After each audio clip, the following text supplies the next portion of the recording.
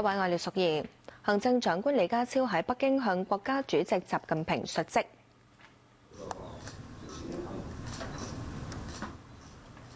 習近平下晝喺中南海瀛台接見李家超，今次係李家超嘅任內第4次述職，同舊年一樣，國家主席習近平坐喺中間，國務院總理李強坐喺李家超對面，港澳辦主任夏寶龍就坐喺李家超嘅旁邊。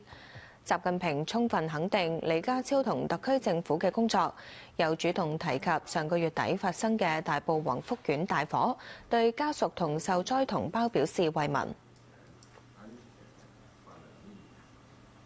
1年來你認真履行職責，帶領特別行政區政府勇於擔當、積極進取，堅定維護國家主權、安全、發展利益，成功舉行第8屆立法會選舉，主動融入國家發展大局，實現經濟穩步增長。香港由治及興，邁出新步伐。中央對你和特別行政區政府的工作是充分肯定的。大埔重大火災令人痛心，這裡再次對遇難者和殉職消防員表示哀悼，對他們的家屬和受災同胞表示慰問。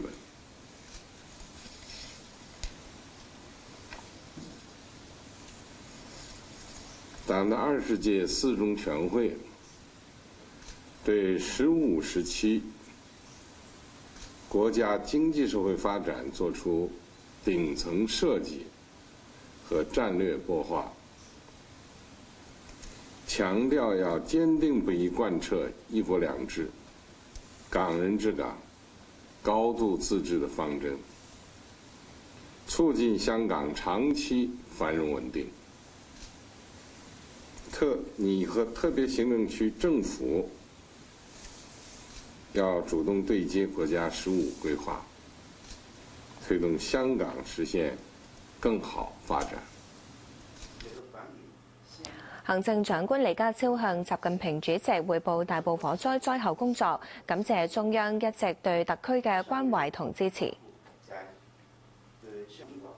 衷心感謝習主席和中央政府一直以來對香港特區的關懷和支持。過去1年，我堅持貫徹一國兩制方針，堅定維護國家安全，積極推行以結果為目標的管制文化，深化改革，發展經濟，改善民生。在政府與社會的共同努力下，經濟持續發展，政府的財政有望在今年由虧轉盈。上月大埔火災對社會帶來沉重打擊，感謝習主席高度重視，向不幸遇難者和殉職消防員致以深切哀悼，並向遇難者家屬和受災市民表達誠意慰問，指示中央港澳辦支持協調相關單位，協助特區政府救援，內地省市企業以及海內外同胞紛紛給予支持，送上慰問和捐款，一方有難，八方支援的情誼，我和香港市民都深表感激。特區政府會全力做好災後的支援和重建工作。壹傳媒創辦人黎智英被控違反港區國安法、勾結外國勢力等3項控罪全部罪成。大律師公會發聲明話案件裁決對香港喺一國兩制下嘅獨特法理發展非常重要。高等法院就黎智英被控違反港區國安法案，裁定佢2項串謀勾結外國勢力罪同1項串謀發布煽動刊物罪成立，擇日判刑。大律師公會發表聲明，話呢單案件係喺香港國安法下勾結外國或境外勢力危害國家安全罪嘅首宗裁決，對香港喺一國兩制下嘅獨特法理發展非常重要。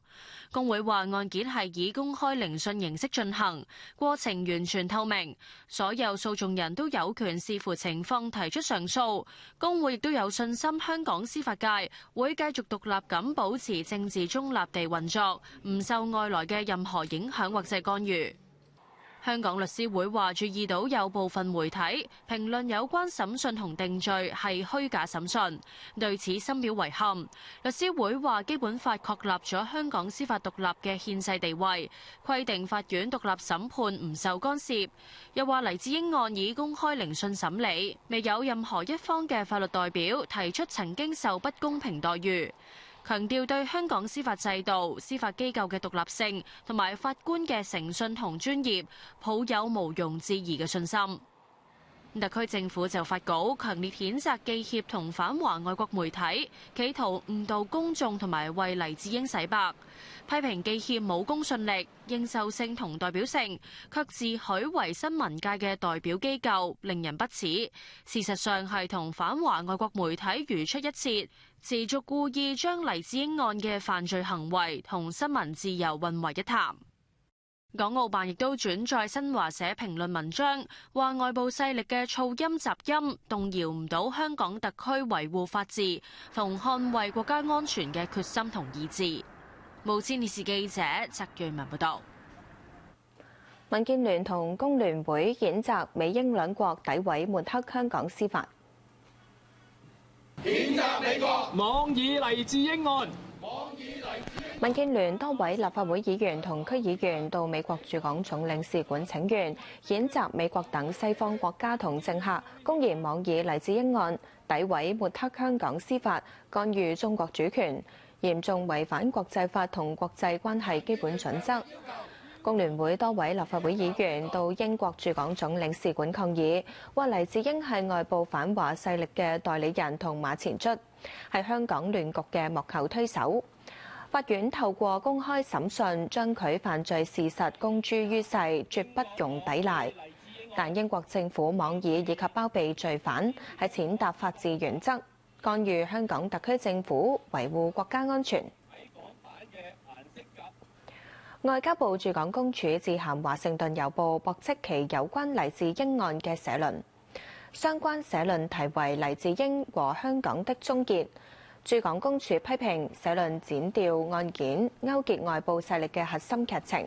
法庭855頁嘅判決唔係虛擬小說，而係156日公開聆訊、2000幾件證物等累出嘅真相高牆。批評社論渲染健康堪憂等內容，而黎智英身體健康良好，連被告律師喺庭上都承認待遇合規，敦促華盛頓郵報揾返專業操守以及事實嘅真相。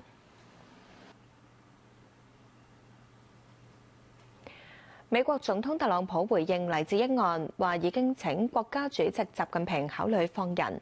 喺北京，外交部重申中央支持特區依法維護國家安全。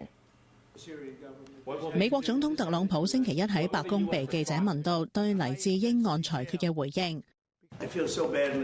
I spoke to President Xi about it, and I asked to consider his release. He's not well. He's an older man, and he's not well. So I did put that request out. We'll see what happens. 英國外相顧以慧早前亦都貼文，呼籲立即釋放黎智英，並召見中國駐英國大使鄭澤光，就裁決提出嚴正交涉。喺北京，外交部重申中央支持特區依法維護國家安全。香港是法治社會，中央政府堅定支持特區依法維護國家安全，懲治危害國家安全的犯罪行為。中國駐英國大使館發聲明強烈譴責，指英方公然對黎智英案定罪裁決說3道4，詆毀抹黑香港國安法，呢一個係對中國內政嘅粗暴干涉，嚴重違反國際關係基本準則。中方對英方嘅無理做法表示堅決反對同強烈譴責。中方聲明又話，黎智英係外部反華勢力嘅馬前卒，係修例風波嘅幕後推手，罪證確鑿。英國對香港嘅殖民統治早已結束，英方冇資格對香港事務指手畫腳。中方強烈敦促英方立即停止干涉中國內政，停止包庇反中亂港分子。無線電視記者陸子琪報導。返嚟新聞時間，調查發現，本港僱主對出年第一季招聘意欲趨向保守，有意縮減人手嘅企業比今季有增加。香港經濟穩步擴張，勞動市場持續改善。有人力資源顧問機構喺上個月底訪問本港506名嘅僱主，31%受訪企業有意喺明年第一季增聘人手，咁數字同今年第4季相同。有意縮減人手嘅有29%，按季增加5個百分點。喺8個受訪嘅行業當中，服務業對人手需求較大，咁主要係受惠跨境旅客上升。酒店積極增聘人手，受惠出口回暖，製造業招聘需求亦都增加。不過，專業科學技術領域面對人工智能同自動化轉型，部分基層嘅職位需求減少。明年薪酬調整方面，調查顯示有60%嘅受訪企業持觀望態度，有38%就表示會加薪。普遍嚟講啦，加薪咧都會睇返整體嘅經濟啦，咁公司嘅業績啦作為咧指標啦，咁特別係咧個人啦，嗰個員工咧嗰個表現咧都係好緊要嘅。咁我哋見到咧唔同嘅行業咧個加薪幅度都會有唔同啦，但係平均咧係2.7%啦。咁如果轉工嚟講咧都有10至15% 嘅一個增幅啦。另外有66%企業預計因缺乏人才難以填補職位，情況較今年有所舒緩，但仍然屬於較高水平。當中人工智能開發、銷售行銷同埋生產工程等最缺人才，需要透過提升員工技能培訓、增加臨時員工同埋運用人工智能降低人力需求等，應對人才短缺嘅挑戰。無線電視記者吳潔晶報導。睇下財經方面，恒生指數今日收市係報25,235點，跌393點，總成交超過2015億。最活躍股份收市價：阿里巴巴跌4個4，盈富基金跌4毫，騰訊跌6個半，恒生中國企業跌1個6毫8，小米集團跌9毫4。南方恒生科技跌9仙半，中芯國際跌1個2毫半，中國平安跌1個3毫半，美團跌個4，港交所跌7個8。恒生科技指數報5402點，跌95點。歐洲股市表現，倫敦富時100指數跌23點，巴黎 CAC 指數升9點，德國 DAX 指數跌緊90點。其他消息，澳洲警方繼續調查悉尼邦迪海灘槍擊案。警方話槍手10年前攞有槍牌，持有6支槍。而當日奮不顧身阻止槍手嘅男人話，佢嘅行為係出於良知。澳洲悉尼歌劇院外牆星期一晚投影出象徵猶太教光明節嘅燭台標誌，以示對猶太社群嘅支持。邦迪海灘星期日舉行猶太節慶活動期間，發生大規模槍擊案，大批民眾繼續喺案發現場獻花同祈禱，悼念槍擊案嘅遇難者。以色列駐澳洲大使邁蒙亦到場獻花，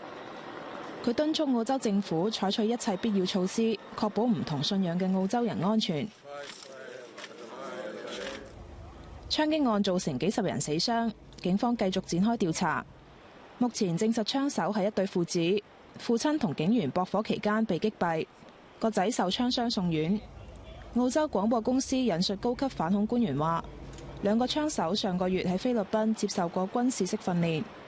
澳洲安全情報組織6年前就因為嗰個仔同極端組織伊斯蘭國喺悉尼嘅恐怖分子長期有聯繫，曾經調查過佢。另外，當局話父親喺過去嘅10年一直持有槍牌，並且合法持有6支槍。澳洲總理阿爾巴內塞承諾，政府將採取更加嚴格嘅槍械管制。提案包括限制個人可以持有嘅槍支數量，以及檢討槍牌審批嘅流程。事發嘅時候，衝向其中一名槍手，奪走佢手中步槍嘅途人艾哈邁德，係悉尼一間煙草店老闆，現年43歲。佢膊頭中咗幾槍，情況穩定。艾哈邁德嘅親屬透露，佢話自己嘅舉動係出於人道同良知。澳洲總理阿爾巴內塞星期2到醫院探望艾哈邁德，讚揚佢係真正嘅澳洲英雄。He, at a moment where we have seen evil perpetrated, he shines out as an example of the strength of humanity. We are a brave country. Ahmed Al-Ahmed represents the best of our country. 新南威爾士州州長柯文斯星期1亦探望艾哈邁德，並且發帖文稱讚佢嘅勇氣挽救咗無數人嘅生命。無線電視記者江月報導。正係受流感疫情衝擊嘅英國住院醫生否決和解協議，將預期聽日開始會罷工5日。超級流感疫情繼續衝擊英國，當地衛生大臣斯卓添星期日向英國醫學會提交和解方案，當中包括擴大醫科培訓崗位、報銷考試等自費支出，希望說服醫生暫緩罷工行動。但係英國醫學會其後就和解方案投票，數千名住院醫生成員入面有83%拒絕呢一個方案，支持嘅淨係得17%，意味罷工行動將會按照原定計劃喺當地星期3朝早7點開始。斯卓添譴責計劃罷工嘅住院醫生係自私、不負責任且危險，又話醫學會要求額外加薪26%係不切實際。佢呼籲前線醫生喺今個星期繼續返工，形容喺患者有需要嘅時候離開崗位係違背咗醫生嘅根本精神。由於英國醫療團隊近一半嘅住院醫生將會參與罷工行動，預計期間急診、手術同埋常規治療將會造成嚴重影響。英國國民保健署警告，罷工將會不可避免地導致患者受傷害同埋醫療系統受影響。英國醫學會表示，始終將患者安全放喺第一位，話過往14次嘅罷工行動都配合醫院制定嘅安全方案，並承諾今次行動期間會繼續同國民保健署保持溝通，以應對突發風險。今年5月，當地根據公共部門薪酬審查機構建議，曾經向住院醫生提供5.4%嘅加薪，但係醫學會認為呢一個加幅係對醫生嘅侮辱，要求上調29.2%，以彌補自2008年以嚟實際工資水平因為通脹而縮水。無線電視記者黃君賢報導。巴西一座高24米嘅自由女神像複製品喺風暴吹襲之下倒冧。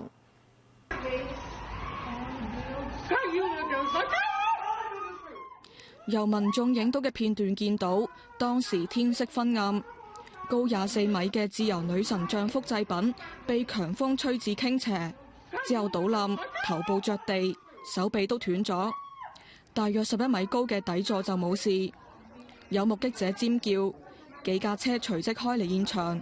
事發喺星期一，巴西南部南里奧格蘭德州瓜伊巴市一間大型商場外嘅停車場，當日風速達到每小時大約90公里。民防部門發布強風預警，事件冇造成人員傷亡。商場方面話，呢一個雕像自2020年商場開幕嘅時候樹立，有工程師驗收，將進一步調查事故原因。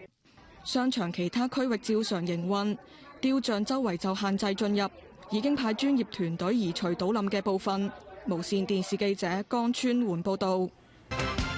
大家好，我係黃永琪。行政長官李家超喺北京向國家主席習近平述職。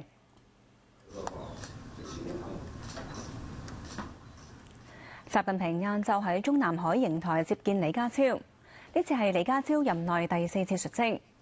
同舊年一樣，國家主席習近平坐喺中間，國務院總理李強坐喺李家超對面。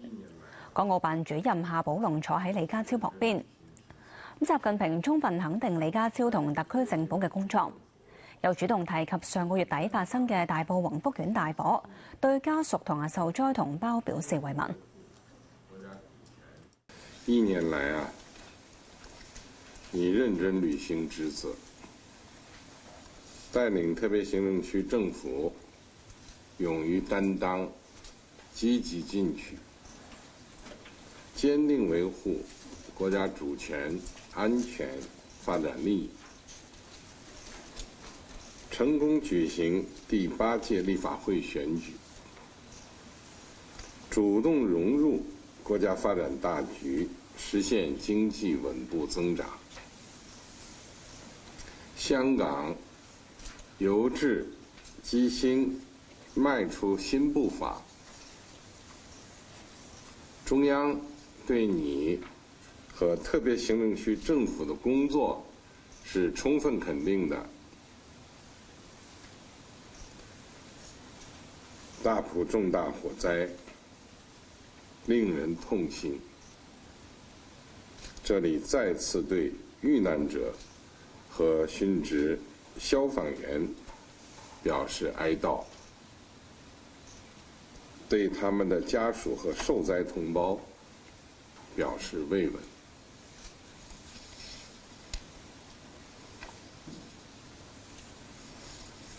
黨的20屆4中全會對15時期國家經濟社會發展作出頂層設計和戰略擘劃，強調要堅定不移貫徹一國兩制、港人治港、高度自治的方針，促進香港長期繁榮穩定。你和特別行政區政府要主動對接國家15規劃，推動香港實現更好發展。行政長官李家超向習近平主席匯報大埔火災災後工作，感謝中央一直對特區嘅關懷同支持。衷心感謝習主席和中央政府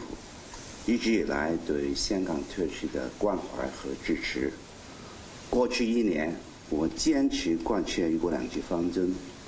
堅定維護國家安全，積極推行以結果為目標的管制文化，深化改革，發展經濟，改善民生。在政府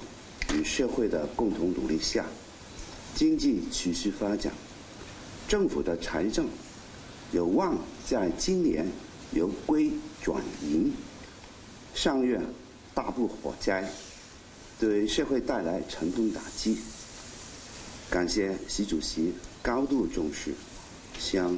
不幸遇難者和殉職消防員致以深切哀悼，並向遇難者家屬和受災市民表達誠摯慰問，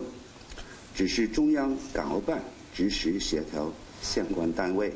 協助特區政府救援，內地省市企業以及海內外同胞紛紛給予支持，送上慰問和捐款，一方有難，八方支援的情誼，我和香港市民都深表感激。特區政府會全力做好災後的支援和重建工作。全泰海關第一次搗破國際販毒集團，利用貨船嘅吸水口藏毒，檢獲417公斤懷疑可卡因，約值2億5千6百萬，係近年最大宗，拉咗2個疑犯。行動檢獲大量懷疑可卡因，海關早前根據情報發現有貨船懷疑運毒嚟香港。上個月4號鎖定一艘由巴西開出，經過新加坡、上海、寧波等地來港嘅貨船，隨即押送去到指定地方做詳細檢查。不過查問船員同搜查船艙之後冇發現。經過風險評估之後，派出潛水隊去到船底深入調查。由於貨船長333米，闊48米，水底嘅面積等同3個足球場，加上水底被船隻遮擋，漆黑一片，搜查難度極大，於是派出潛水機械人。最終成功喺11米深嘅油舷船底、長0.8米、闊0.5米嘅吸水口入邊，發現11袋用防水物料包住、分別重30或45公斤嘅懷疑可卡因。每個包裹綁住至少2塊5至10公斤嘅圓餅，抵消吸水口嘅吸力。今次亦都係海關第一次喺吸水口發現毒品，檢獲量亦都係近年最大宗。佢主要嘅功用咧，其實就會抽取海水，去到冷卻船上邊嘅引擎，又或者供應船上面其他嘅系統使用，例如一啲衛生嘅系統。而佢收藏毒品嘅手法咧，係相當之係經過精心部署嘅。頭先講嗰個水底嗰個吸水位置咧，唔係一般嘅人係可以接觸得到，係需要一啲受過專業訓練嘅潛水人員咧，先至可以去到呢個地方。所以我哋唔排除咧，中間過程裏邊咧，可能有一啲嘅販毒集團啦，喺背後操控嘅一個整個嘅操作啦。佢係以一個循環線嘅操作咧，去到航行嘅。咁所以喺咁嘅情況之下，我哋都估計咧，犯罪集團咧亦都可能想利用呢一艘嘅大型貨船咧，做一個大型嘅海上流動毒品嘅儲存倉庫，係嘗試將毒品咧分銷去到唔同嘅地區。而今次亦都係潛水機械人第一次見工。由於當時正值大潮，水流急竄，利用潛水機械人大大減低咗海關潛水員嘅體力損耗，提升咗我哋嘅搜查效率。要利用一啲比較可以抵抗到水流嘅潛水機械人。咁我哋係會繼續善用科技。海關話犯罪集團正等待買家，相信今次已經堵截成批毒品流入市場。無線電視記者劉俊玉報道。大新聞時間，壹傳媒創辦人黎智英被控違反港區國安法、勾結外國勢力等3項控罪，全部罪成。大律師公會發聲明話，案件裁決對香港喺一國兩制下嘅獨特法理發展非常重要。高等法院就黎智英被控違反港區國安法案，裁定佢2項串謀勾結外國勢力罪同1項串謀發布煽動刊物罪成立，擇日判刑。大律師公會發表聲明，話呢單案件係喺香港國安法下勾結外國或境外勢力危害國家安全罪嘅首宗裁決，對香港喺一國兩制下嘅獨特法理發展非常重要。公會話案件係以公開聆訊形式進行，過程完全透明，所有訴訟人都有權視乎情況提出上訴。公會亦都有信心香港司法界會繼續獨立咁保持政治中立地運作，唔受外來嘅任何影響或者干預。香港律師會話注意到有部分媒體評論有關審訊同定罪係虛假審訊，對此深表遺憾。律師會話基本法確立咗香港司法獨立嘅憲制地位，規定法院獨立審判唔受干涉。又話黎智英案以公開聆訊審理，未有任何一方嘅法律代表提出曾經受不公平待遇。強調對香港司法制度、司法機構嘅獨立性同埋法官嘅誠信同專業，抱有毋庸置疑嘅信心。特區政府就發稿強烈譴責記協同反華外國媒體，企圖誤導公眾同埋為黎智英洗白，批評記協冇公信力、認受性同代表性，卻自詡為新聞界嘅代表機構，令人不齒。事實上係同反華外國媒體如出一轍，持續故意將黎智英案嘅犯罪行為同新聞自由混為一談。港澳辦亦都轉載新華社評論文章，話外部勢力嘅噪音雜音動搖唔到香港特區維護法治同捍衛國家安全嘅決心同意志。無線電視記者翟瑞文報道。美國總統特朗普回應黎智英案，話已經請國家主席習近平考慮放人。而喺北京，外交部重申中央支持特區依法維護國家安全。美國總統特朗普星期一喺白宮被記者問到對黎智英案裁決嘅回應。I feel so badly. I spoke to President Xi about it, and I asked to consider his release. He's not well. He's an older man, and he's not well. So I did put that request out. We'll see what happens. 英國外相顧以慧早前亦都貼文，呼籲立即釋放黎智英，並召見中國駐英國大使鄭澤光，就裁決提出嚴正交涉。喺北京，外交部重申中央支持特區依法維護國家安全。香港是法治社會，中央政府堅定支持特區依法維護國家安全，懲治危害國家安全的犯罪行為。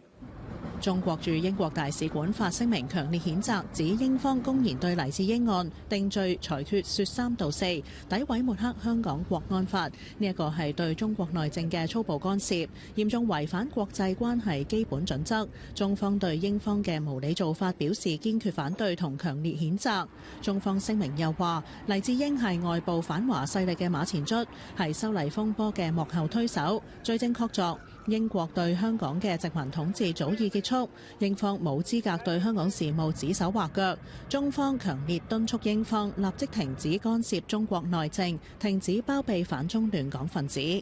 無線電視記者陸子琪報導。中九龍繞道油麻地段星期日朝早10點鐘通車，